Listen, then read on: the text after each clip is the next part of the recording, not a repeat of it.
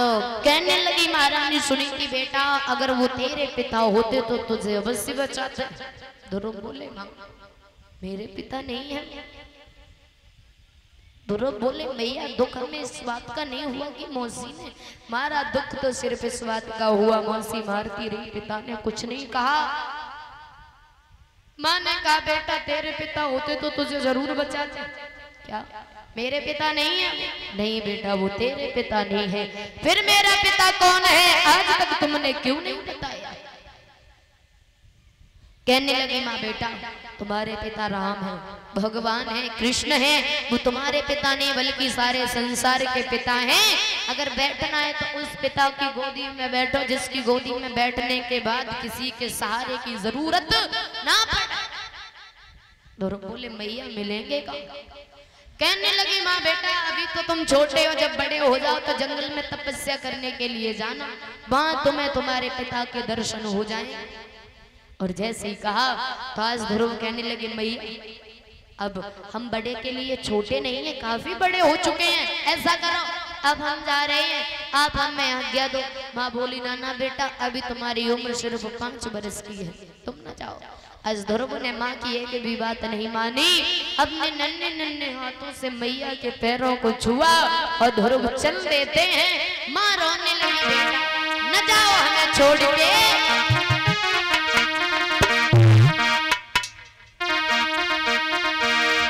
कि घर बिलकती छोड़ी मात हरी मात बन भाग गयो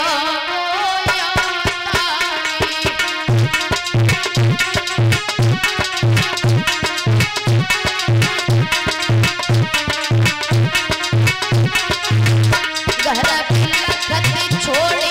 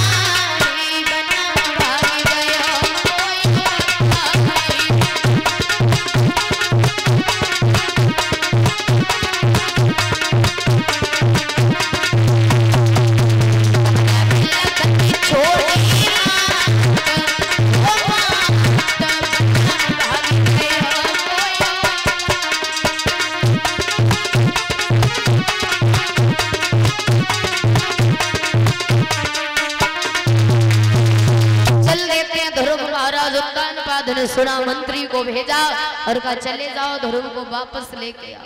ये कहना कि आज से आधा राज्य ध्रुव का है लेकिन जंगल में तपस्या करने न जाए। ध्रुव ने मना कर दिया। महाराज उत्तानपाद ने पूरा राज्य देने की भी कहा लेकिन ध्रुव ने एक भी बात नहीं मानी। ध्रुव पहुंच गए जंगल में और जैसे ही पहुंचे तो दौड़ते हुए जा रहे, तब तक रास्ते में देव ऋषि नारद मिल गए और कहने लगे क्यों?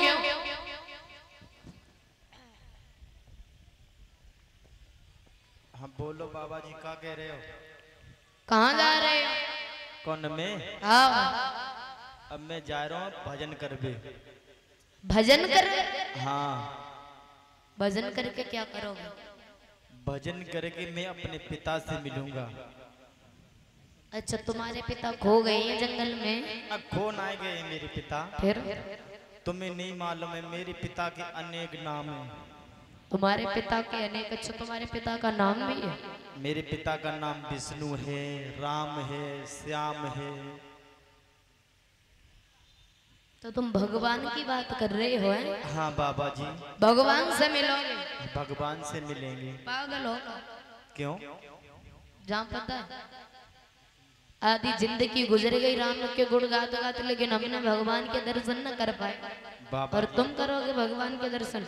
घर लौट जाओ कोई शेर भेड़िया खा जाएगा, तुम्हारी माँ रो रो के मर जाएगी। बाबा जी ये बताइयो तुम कहा तो हमें डर पाए रहे हो और तुम साधु हो, तुम्हें ना मालूम है।